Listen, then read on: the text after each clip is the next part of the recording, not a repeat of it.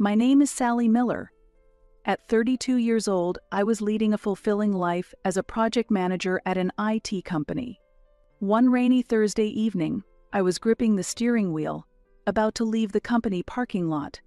That day, I had just wrapped up a meeting for a new project. While I felt somewhat tired, I was also filled with a sense of satisfaction. As I stopped at a red light at the intersection, a sudden and violent impact struck me. A car behind me crashed into mine at high speed. The collision caused my car to flip over, accompanied by the deafening sound of metal screeching as my world turned upside down. This might be the end. Oddly enough, I remained calm at that moment. In my mind, the faces of my family flashed by like a slideshow. My mother, Jean, my father, Richard, and my older brother, Morris. Before losing consciousness, I heard the wail of an ambulance siren. Strangely, I felt a faint sense of hope. Surely my parents would rush to my side immediately. When I opened my eyes, I found myself in the hospital's ICU. My entire body was in pain, particularly my right leg and ribs. According to the doctor, I had suffered internal bleeding, multiple rib fractures, and a severe laceration on my right leg, which required emergency surgery. "You were incredibly fortunate, Ms. Miller," said my attending physician, Dr. Wilson. If it had been a few minutes later. He didn't finish his sentence, but I understood perfectly. "We've already contacted your parents." A nurse informed me. "They were listed as your emergency contacts." I gave a small nod.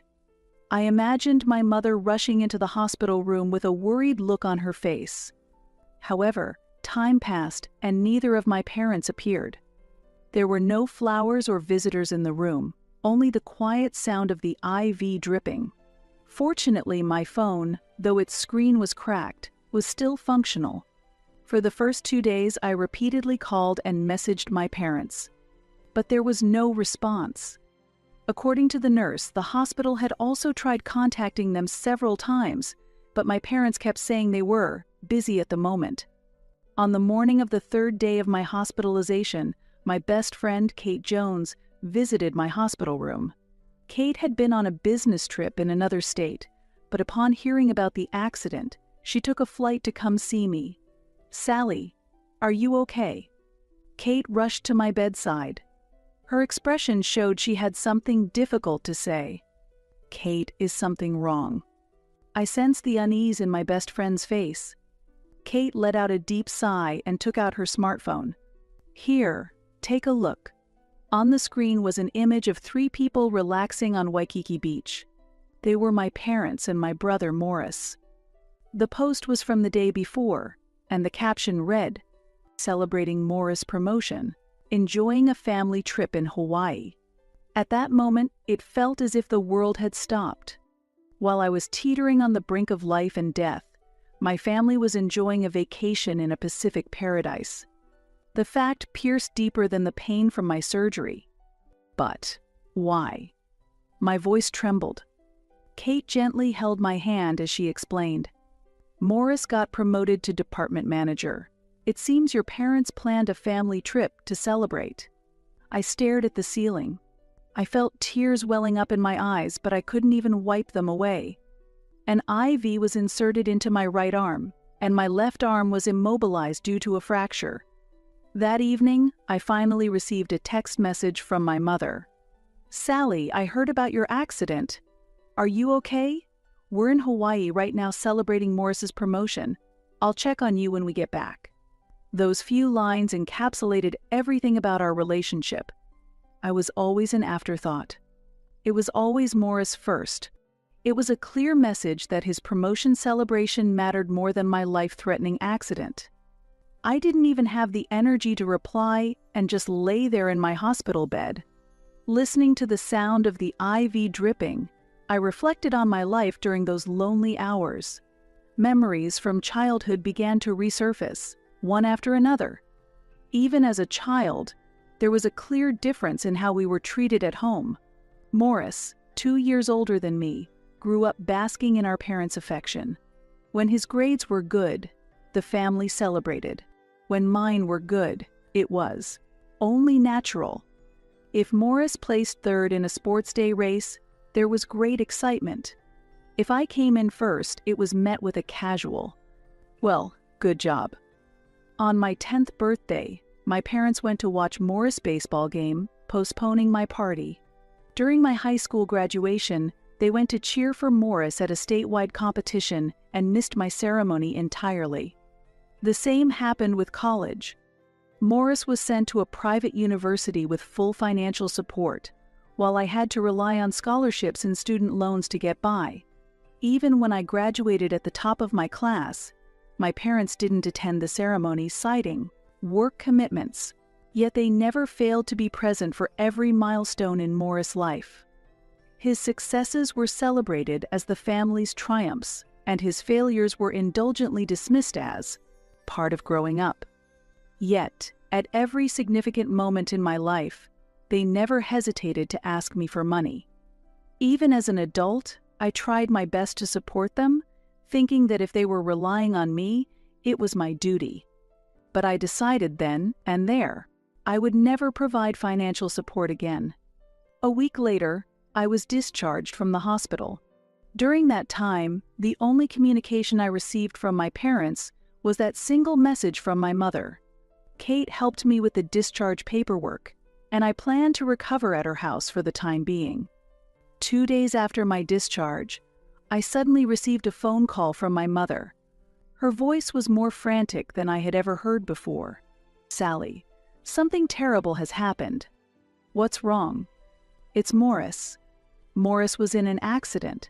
For a moment, my heart almost stopped. But my mother quickly explained the details. He was driving a rental car in Hawaii and got into a fender bender with a luxury vehicle. The insurance won't cover everything, and we need to pay the compensation.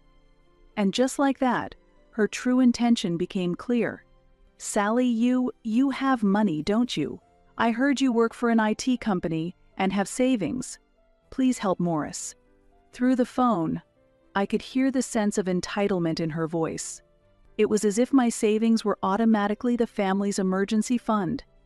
"Mom," I said quietly, "I haven't even finished paying off my own medical bills yet.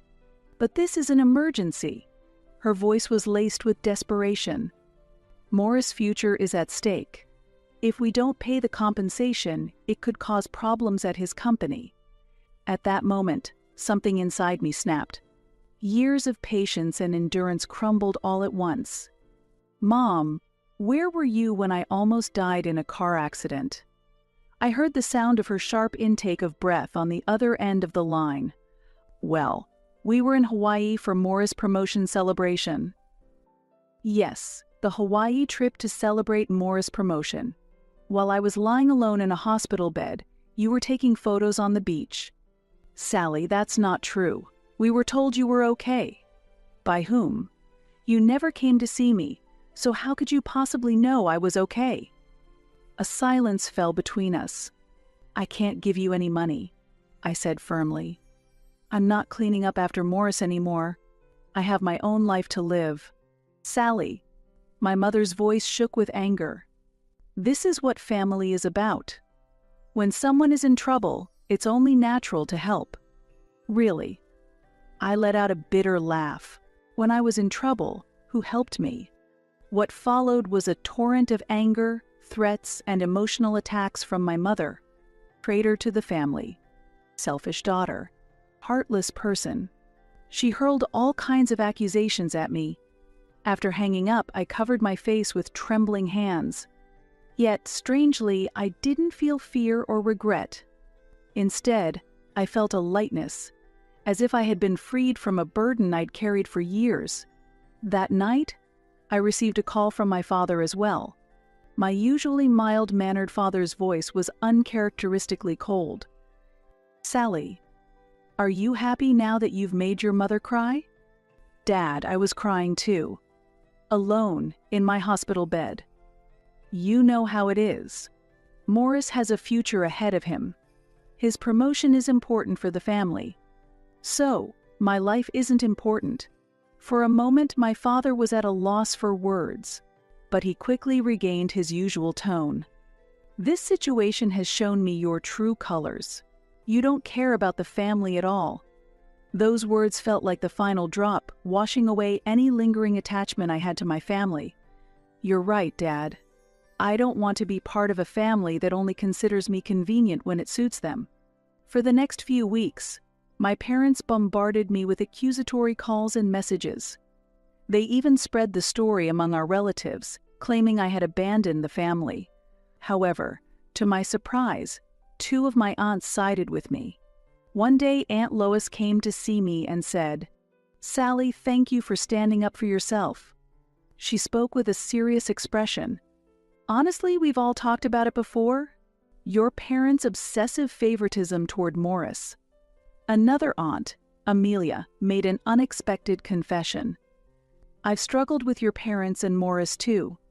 A few years ago, Morris borrowed money from my husband under the guise of an investment. He never paid it back, but your parents were so pushy in defending him that we stayed silent. They kept saying, 'Morris will repay it once he's successful.' But nothing ever changed. In fact, when we tried to bring it up, they turned it around and accused us of being too focused on money for a family." Aunt Amelia gave a bitter smile and continued, "We're not the only ones. Other relatives have similar stories, but no one dared to speak out.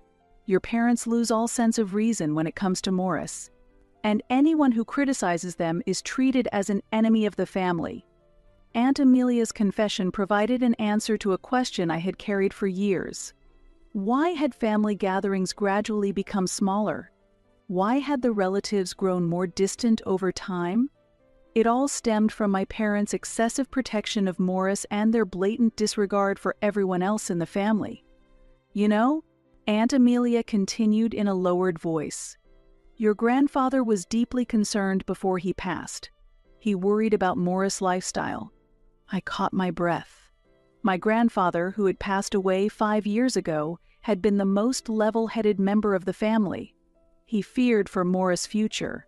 He thought that being overly pampered had stunted his sense of responsibility.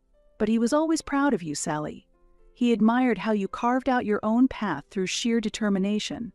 Hearing those words, tears welled up in my eyes. My grandfather had quietly but genuinely taken pride in my achievements during his lifetime. "But," Aunt Amelia added with a serious tone, "Morris' issues might be more severe than you realize.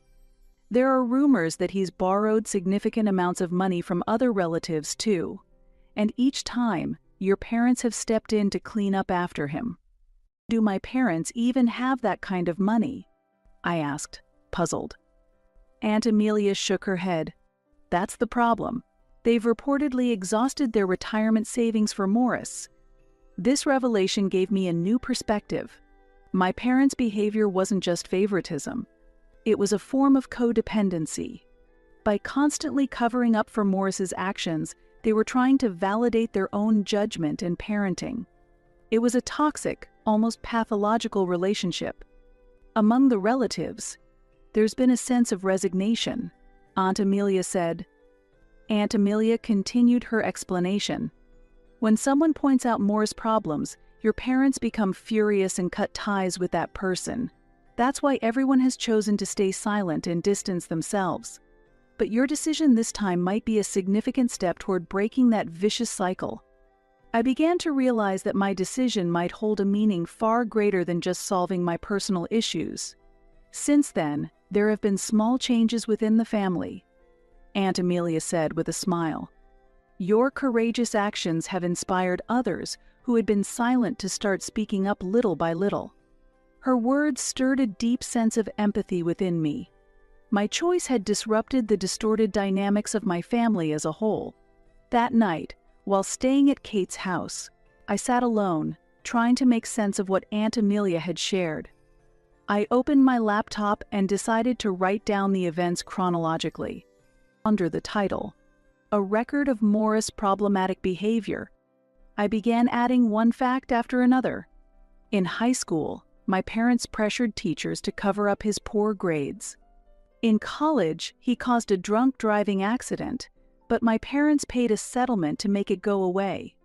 After starting his career, he borrowed money from relatives repeatedly, leaving my parents to repay the debts. And now, the accident in Hawaii and the subsequent compensation issue. It's like a criminal record. I muttered with a bitter smile. But this document meant more to me than just a record. It was evidence of the long-standing dysfunction within my family. The next morning, I decided to take a bold step. I made an appointment with a local law firm. "Ms. Miller," said Camilla Brown, a middle-aged attorney with a calm demeanor, as she greeted me. "What can I help you with today?" I took a deep breath and began explaining everything. The car accident I was in, my parents' indifference, Morris' accident, and the issues with his debts to relatives. "What I'm concerned about," I said, carefully choosing my words, "is the possibility that my parents might continue to make financial demands on me because of Morris' problems. Is there anything I can do legally to protect myself?" Camilla listened intently, taking notes with a serious expression. "Preventative legal measures are definitely possible," she began to explain. "First, I recommend sending a certified letter that clearly states your position. Additionally, if there are any monetary demands or harassment from your parents or siblings, you could consider obtaining a restraining order. Would it really be necessary to go that far?" I hesitated for a moment. "Ms. Miller," Camilla said in a gentle but firm tone, "family financial disputes like this can escalate into irreparable situations if left unchecked. Especially given that your parents have reportedly exhausted their retirement savings, this is a clear red flag." Her words felt like a reality check, forcing me to confront the situation. My parents were risking their own future to protect Morris, and they might be relying on my savings to fill the gaps. "I understand," I said, solidifying my resolve. "I want to take the necessary legal steps." That afternoon, I called Aunt Lois. "Aunt Lois, I just consulted with an attorney," I said. There was a brief silence on the other end of the line before she responded. "That's a wise decision. I was planning to suggest that to you myself," she added. "This situation has gone beyond what can be resolved within the family." Those words confirmed to me that my decision was the right one. This was no longer just a family dispute. It was necessary to establish firm legal boundaries. A week later, a certified letter was sent to my parents and brother. The letter explicitly outlined the following points. I would provide no further financial support under any circumstances. Any financial demands or harassment would result in legal action. I was willing to forfeit my inheritance rights to the family estate. The last point was my own suggestion. By relinquishing my claim to my parents' assets, I aimed to eliminate potential financial disputes in the future. "I want this to be the end," I murmured quietly as I mailed the letter. That night, an unexpected call came in. The caller ID showed the name of my cousin, Kelly. "Sally, I need to tell you something," Kelly said, her voice trembling. It had been a long time since we last spoke. As children, we had been as close as best friends, but we had grown apart as adults. "It's about Morris." "I'm a victim too," Kelly said. My heart began to race. Kelly continued, 2 years ago, Morris came to me with an investment opportunity. He said it was for starting a new business and promised guaranteed profits. I closed my eyes. A familiar story was beginning to unfold. At first it was $5,000, but then he kept asking for just a little more. And eventually, I ended up investing most of my retirement savings, Kelly said. "And then?" I asked. I already knew the answer. Everything failed. Morris said it was because market fluctuations were unpredictable, but I found out later that most of the money had been used to pay off his debts. On the other end of the line, Kelly began to cry. I couldn't tell anyone. I was too scared my parents would get angry and say, "How could you doubt your family?" But after seeing you stand up with such courage, At that moment, everything clicked. Morris had been collecting money from the entire family, and my parents, fully aware of the situation, had been covering it up. "Kelly, have you talked to the police?" I asked cautiously. "No, but I can't take it anymore. It's ruining my life." "Okay," I said firmly. "Tomorrow, we'll go to the police together. I'll go with you."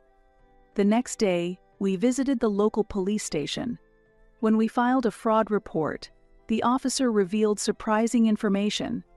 As a matter of fact, we've received several similar complaints. All the victims appear to be relatives of the Miller family. Kelly and I exchanged glances. Morris' issues were far more serious than we had imagined. When I got home, I saw over 10 missed calls from my mother. A message came shortly after. "Why did you go to the police? Do you enjoy shaming your family? Withdraw the complaint immediately." I didn't reply. Instead, I called Camilla, my attorney. Just as expected. Camilla said calmly, "Let's move on to the next step. We'll file for a protective order with the court," Camilla said. That night, while sharing a bottle of wine at Kate's house, I opened up to her about everything. "Sally," Kate said, her expression serious, "you're doing the right thing. This isn't just a family issue, it's a crime." A few days later, a small article appeared in the local newspaper. Local banking executive accused of investment fraud among relatives. The aggressive messages from my parents continued, but my resolve was unshaken. A week later, I received a call from the police. Morris had agreed to a voluntary interview, and with it, shocking details came to light. The total damages exceeded $500,000. More than 10 relatives had fallen victim. The most staggering revelation was that my parents were being investigated as accomplices. "Your parents were aware of Morris' actions and even introduced new victims," the lead detective explained calmly. "We have no choice but to treat this as an organized fraud case." Those words marked the end of something inside me. There was no turning back now. This was the path I had chosen. As Aunt Amelia had said, my actions had indeed triggered a shift. But instead of mending my family, that shift revealed the darkness that had been hidden for so long. Life often takes us in directions we never imagined. Kate's words resonated deeply with me. 3 months after the investigation began, Morris was formally indicted. Fraud, embezzlement, violations of financial securities laws. The charges listed in the indictment covered multiple offenses. My parents were also charged as accomplices and indicted without detention. How did it come to this? On the day of the pretrial conference, I ran into my mother in the hallway. The once overbearing demeanor was gone, replaced by a face etched with deep fatigue. Her hair had turned white, her back was hunched, and she looked as if she had aged 10 years overnight. "Mom, this isn't my fault," I said quietly but firmly. "This is the result of the problems you chose to hide for years." She didn't respond, only weeping silently. My father didn't appear in court. Once a senior executive at a local financial institution, the scandal had forced him to resign after the company learned of the case. Later, Aunt Lois told me that he had withdrawn completely, isolating himself at home and refusing to speak to anyone. Morris' situation was even more shocking. After his arrest, he confessed to all the charges and made a startling admission.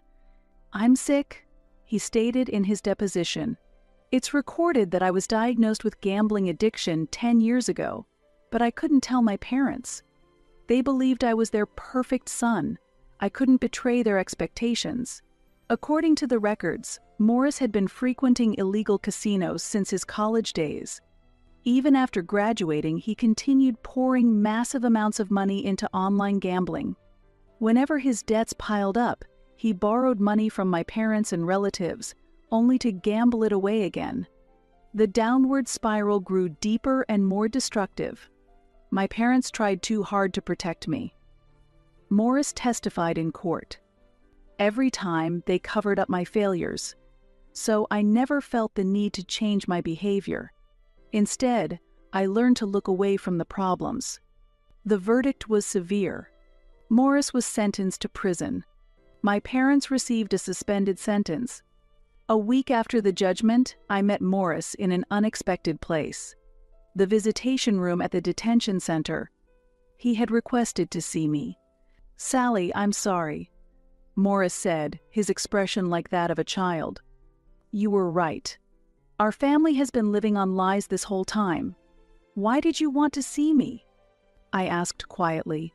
"I wanted to tell you that your choice was the right one. You went to the police and ultimately it saved me." Morris let out a deep sigh. "There's a rehabilitation program in prison. I can also get treatment for my gambling addiction. For the first time, I feel like I can genuinely face my issues." His words stirred complex emotions within me. The hatred and anger I once felt had gradually faded. What remained was a mixture of sadness and a faint glimmer of hope. The changes in my parents were even more dramatic. After the verdict, they moved to a small house in the suburbs. All their luxurious furniture and cars were sold to pay restitution to the victims. One day I received a letter from my father. To Sally. For a long time, I believed I was a good father. I thought that protecting and supporting Morris was my duty as a parent. But I was gravely mistaken. In trying to protect Morris, I ended up ruining his life. And yours as well. Now, as I spend my days in a quiet suburban house, I reflect on my life. Why couldn't I genuinely celebrate your successes? Why did I continue to turn a blind eye to Morris' problems? The answer lies in my own weakness. I was so focused on preserving the illusion of a perfect family that I refused to face reality. Now, even an apology feels too heavy. All I can do is thank you for your courage. Your actions pulled us back into reality. From your father. I still haven't received any direct contact from my mother. However, according to Aunt Amelia, she has started volunteering in the community. Specifically, she's participating in a support group for families dealing with gambling addiction. She's trying to change, little by little, Aunt Amelia said. For the first time, she's learning to acknowledge her mistakes. Time moves on slowly. Morris continues to serve his sentence in prison. My parents live a modest life, gradually paying off the restitution. And I've stopped yearning for a perfect family. I now believe that a family willing to face the truth, even through pain, is far more valuable than one built on lies. Sometimes on rainy evenings I think back to that accident. That impact was the catalyst that exposed the fractures in our family. It was a painful change, but it was necessary. I no longer find rain depressing. Rain, at times, is necessary to nurture new growth.